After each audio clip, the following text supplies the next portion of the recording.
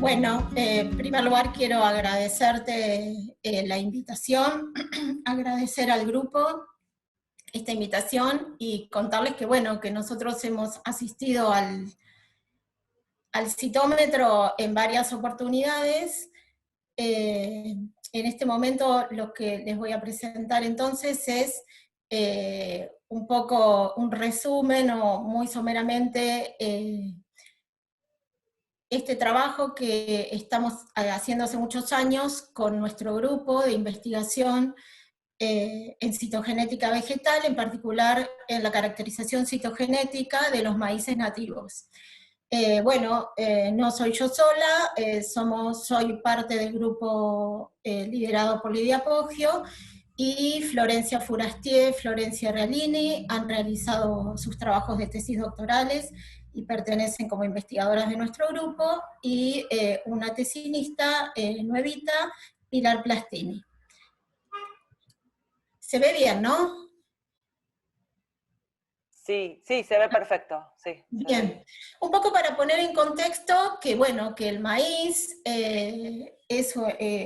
digamos, si bien está tremendamente diversificado por el mundo, pertenece a un género que se originó en las planicies centrales de México, y es acompañado por otras especies cuyas características de la mazorca es muy diferente, y que, bueno, son todas estas Diploperennis, Perennis luxurians, algunas son anuales, otras son perennes, y tienen, digamos, una importancia desde el punto de vista forrajero.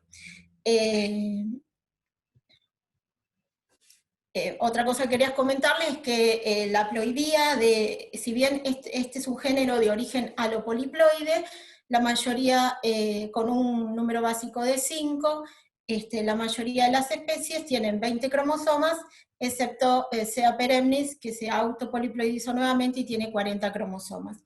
Hay muchos estudios previos respecto a la variación en el contenido de ADN, o sea, dentro de las especies del género Sea, e inclusive muy marcada dentro de la especie del maíz.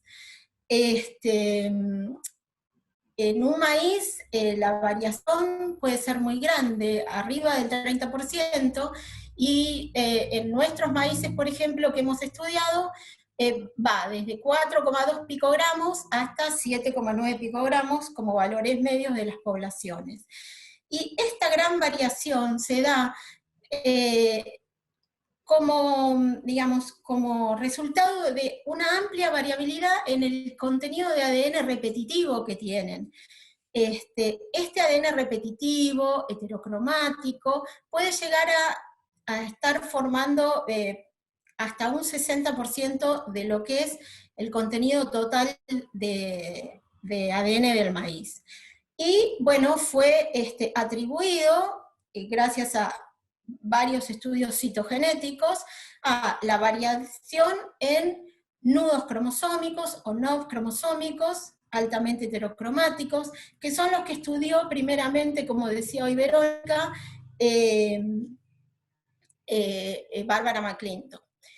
También a la presencia y a una variabilidad en el número de cromosomas accesorios, nosotros llamamos cromosomas B porque son cromosomas altamente heterocromáticos, que son accesorios al complemento A típico de la especie, y a una gran cantidad de elementos transponibles, retrotransposones, que están dispersos por todo el genoma. Nosotros en nuestro laboratorio estudiamos la distribución, el tamaño, la constitución de secuencias de los NOVs o nudos heterocromáticos, que se pueden ver en forma de, digamos, de estos puntos o de estas bandas DAPI positivas, con bandeos DAPI, y decimos DAPI positivos. El martes hablamos de los fluorocromos, o nos contaban de los fluorocromos, y bueno, el DAPI se une principalmente a regiones ricas en adenina-timina, entonces estas bandas no son muy ricas en AT, y por eso las podemos ver definidamente con bandeos DAPI. Otras formas de verlos son banda C o por hibridación in situ, si conocemos las secuencias con las que están constituidas y podemos hacer las ondas para mapearlas. Entonces, los nodos o nudos cromosómicos son muy variables en número, tamaño y posición entre las diferentes razas de maíz, líneas también, y en los teosintes.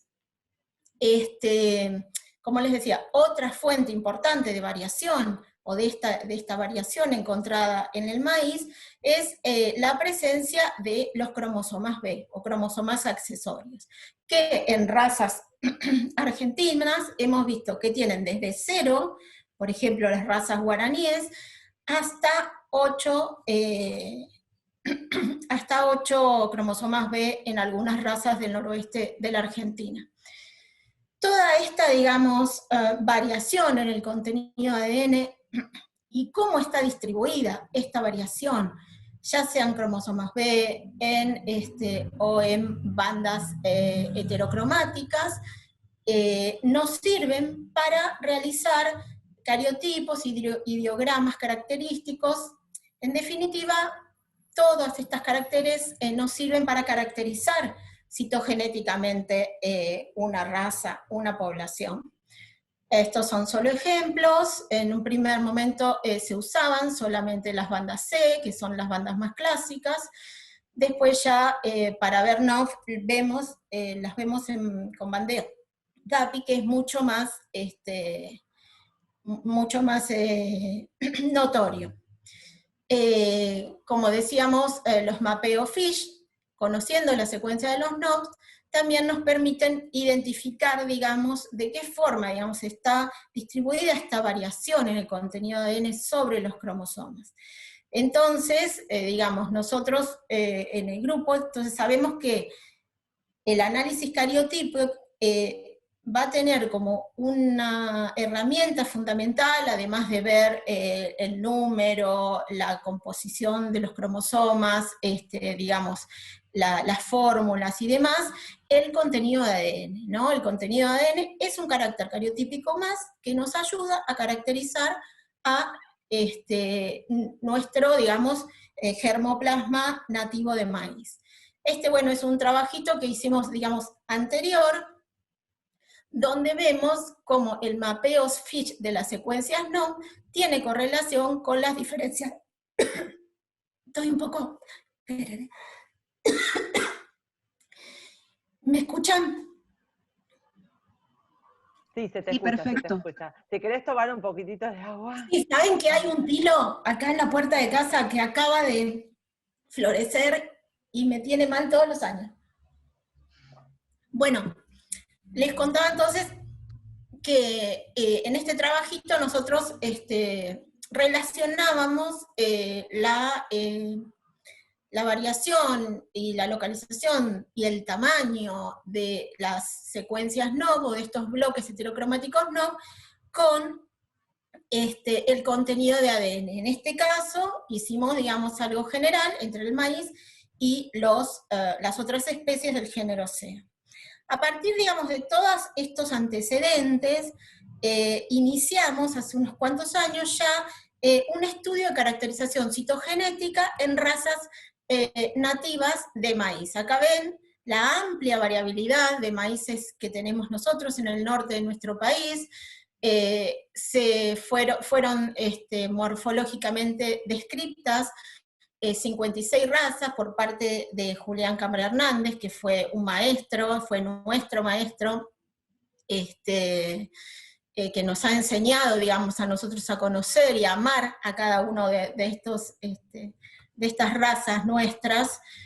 Y bueno, a partir de ahí iniciamos un estudio citogenético generalizado, ya focalizado como en dos grandes grupos. El NOA, es decir, maíces relacionados con los maíces andinos, que fue tomado que fue abordado en el trabajo de tesis de Florencia Fourastier, y el NEA, que fue luego tomado en el trabajo de tesis de Florencia Realini. como decíamos, entre todos los estudios citogenéticos que hicieron, las chicas, un estudio muy importante fue el estudio del contenido de ADN. Para relacionar, digamos, toda esta característica, este carácter de contenido de ADN con los caracteres tanto fenotípicos de las razas, de adaptación al medio y, bueno, los caracteres cariotípicos. Entonces, ¿qué hicimos con las chicas en varias oportunidades ahí en el citómetro? Usamos hojas frescas, porque estamos cerca, ¿sí? Tenemos digamos, la gran ventaja de estar cerca del citómetro, o que se habían cortado esa misma mañana, o se llevaban directamente las macetitas, hojas adultas, pero bastante jóvenes, digamos, extendidas, como decían las chicas hoy el martes, que fueron chopeadas sobre baferot. Se usó como fluorocromo el ioduro de propidio, y no el DAPI. En un primer momento nosotros pensamos que el DAPI podía llegar a, y después las chicas me corregirán si esto no es así, pero el hecho de que los bloques heterocromáticos son, o no, que habíamos visto recién en las fotos, son DAPI positivos, o sea, tienen gran cantidad de AT. Yo personalmente temía que si usábamos DAPI pudiera haber, digamos, como una sobreestimación o subestimación de acuerdo a la cantidad de heterocromatina rica en AT que iba a tener cada muestra. Entonces, bueno, decidimos usar ioduro de propidio.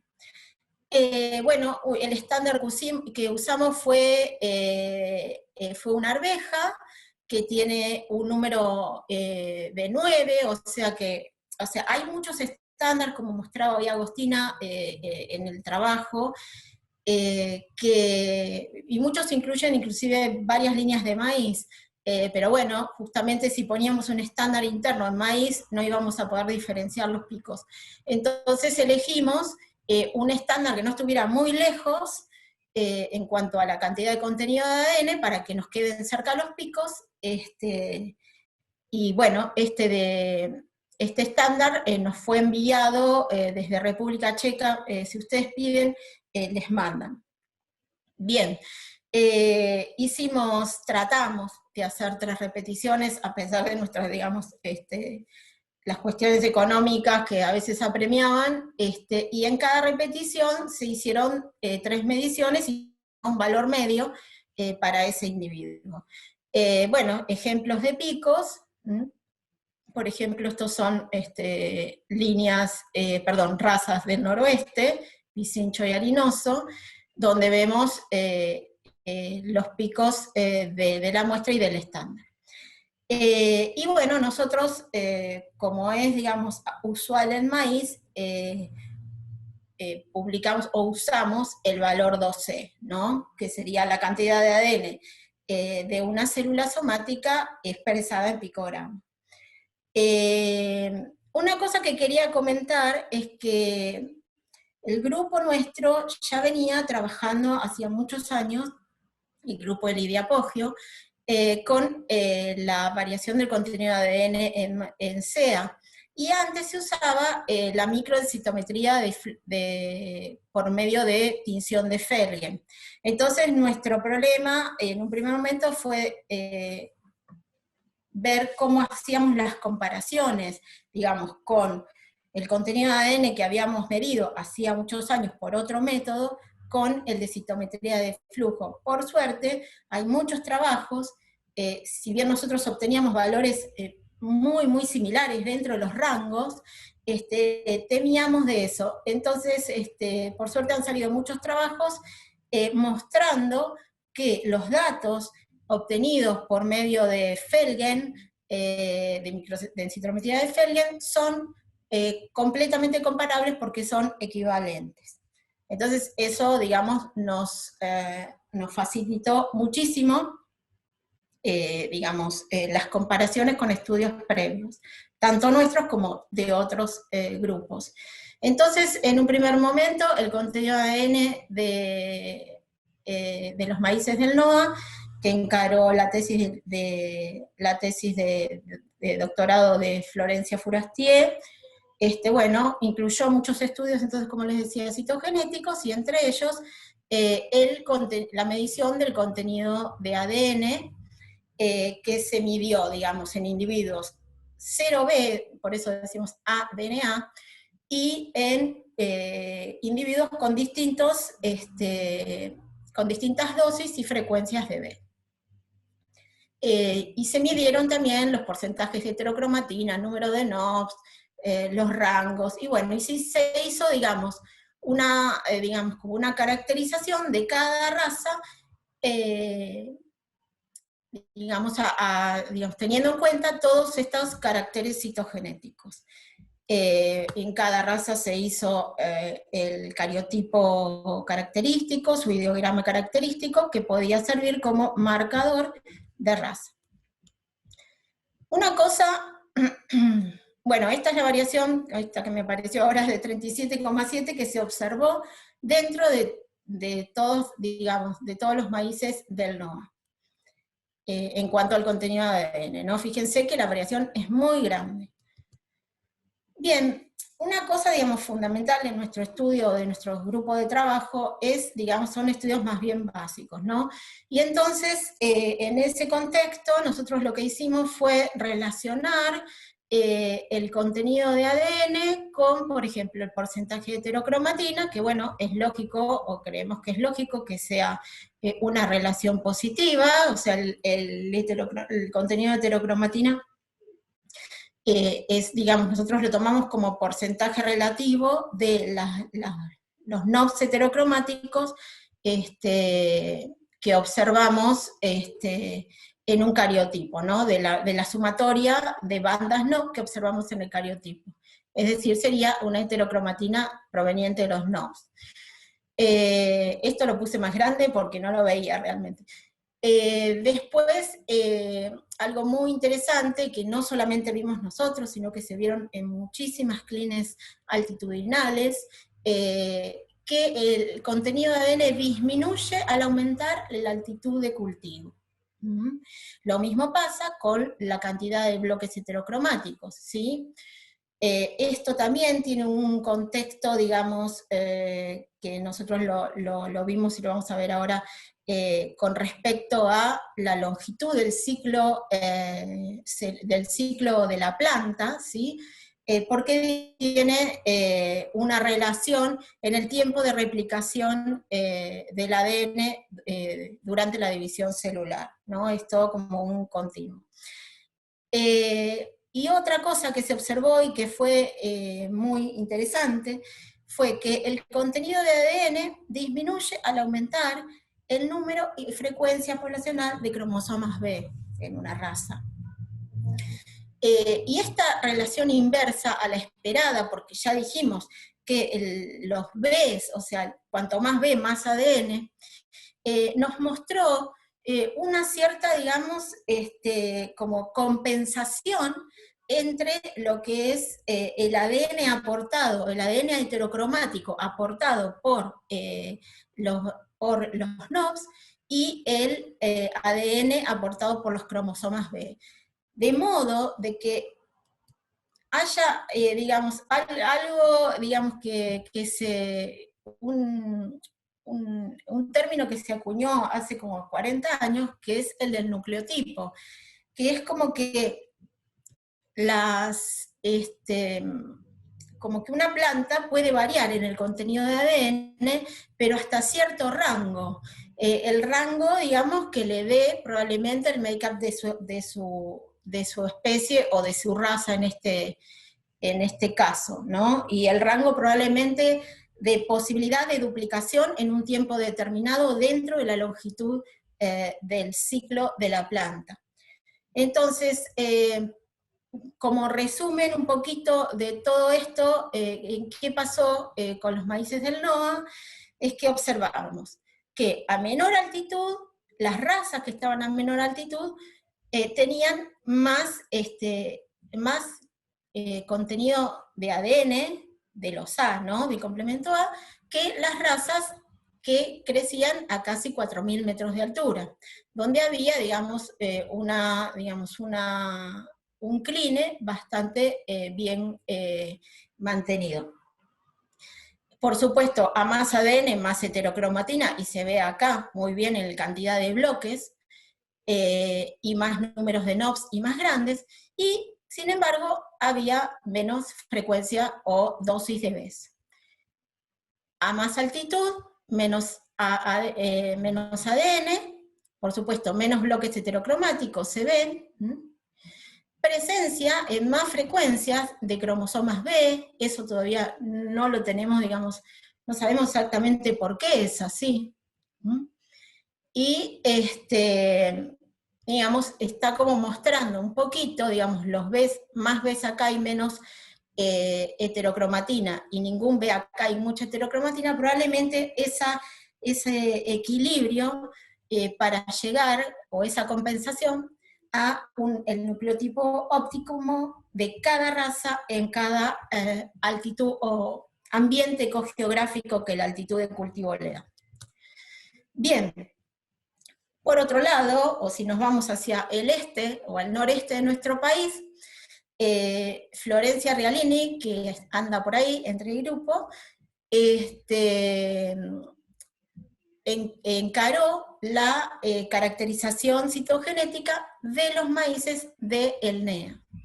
Le llamamos maíces guaraníes, porque son cultivados por estas comunidades, principalmente.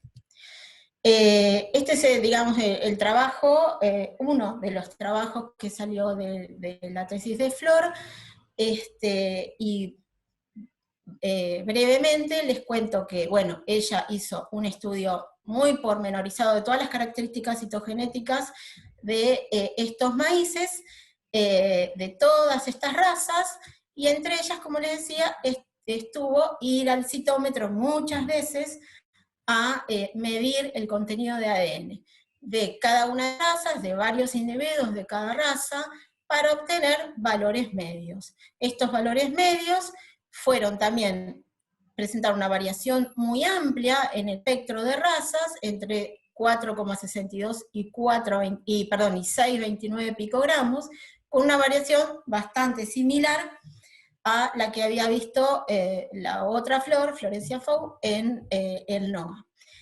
Una característica que tienen estos maíces del este de nuestro país es que no presentan cromosomas B. Entonces no teníamos un aporte, digamos, a esta variación como la que contábamos en el NOA. Bueno, se encontraron diferencias significativas entre las poblaciones, y digamos, para no marear con tanto gráfico, ella también observó una relación positiva del contenido de ADN con la cantidad y el porcentaje de heterocromatina, y una cosa, digamos, que Florencia estudió mucho fue la longitud del ciclo vegetativo, es decir, desde que la planta, digamos, germinaba hasta que dejaba su semilla, hasta que abría la panoja. Ella midió los días en campo, y pudo determinar una relación positiva entre la longitud del ciclo vegetativo y el contenido de ADN, este valor 12, ¿no? Y de vuelta, esta relación, digamos, con el tiempo de replicación de la heterocromatina, gran parte de la cual aportada por los NOD en estos cariotipos. Otra cosa que no les comenté, que miro acá, es que todos estos maíces son cultivados a la zona de Misiones, ¿no? A altitudes más o menos parecidas.